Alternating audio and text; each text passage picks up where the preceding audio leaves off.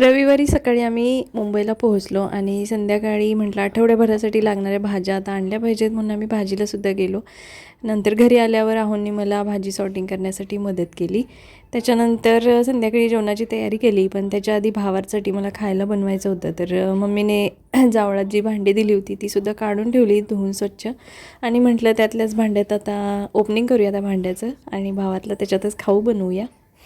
आम्ही आलेलं समजल्यानंतर सोसायटीमधली बिल्डिंगमधली सगळी मुलं घरी आली होती भावातला भेटायला आणि आठवड्याभरात काय काय झालं ते सगळं आम्हाला ती सांगत होती. दुसऱ्या दिवशी सकाळी मी ना मुळ्याची भाजी केली होती. आता मुळ्याची भाजी मी पहिल्यांदाच अशी चिरून केली होती. दरवेळेला मी किसून करते, म्हटलं ह्यावेळेला अशी ट्राय करून बघूया, पण ती काही टेस्ट मला आवडली नाही.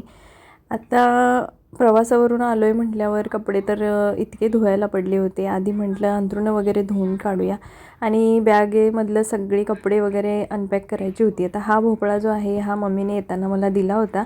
आता म्हटलं संक्रांत जवळ आली आहे, घाऱ्या वगैरे बनवायच्या आहेत, तर म्हटलं घेऊन या म्हणून छोटासा होता म्हणून मग मी सोबत घेऊन आले. गावाकडून आल्यानंतर ना इतका कंटाळा येतो ते सगळं अनपॅकिंग करायचा, परत ती कपडे सगळी धुवायची, नको होतं. आता हे जे कुर्ते आहेत ना हे गावाकडून आणले होते मी. गावाकडच्यांना वाटते की मुंबईला छान कपडे मिळतात, स्वस्त मिळतात आणि मुंबईला राहणाऱ्यांना वाटते की गावी थोड्याशा रिजनेबल रेटमध्ये पण तीच क्वालिटी असं भेटतं असं वाटतं. मलाही दरवेळेला जाईल तेव्हा असंच वाटतं म्हणून मी यावेळेला 2-3 कुर्ते घेऊन आले. आता ही जी साडी आहे ही मम्मीची आहे, दिवाळीत तिने घेतली होती आणि मला ती आवडली म्हणून मग मी घेऊन आले. तर असं कोण कोण करते मला नक्की सांगा. सासूबाईने येताना ह्या शेंगा दिल्या होत्या त्यासुद्धा काढून ठेवल्या.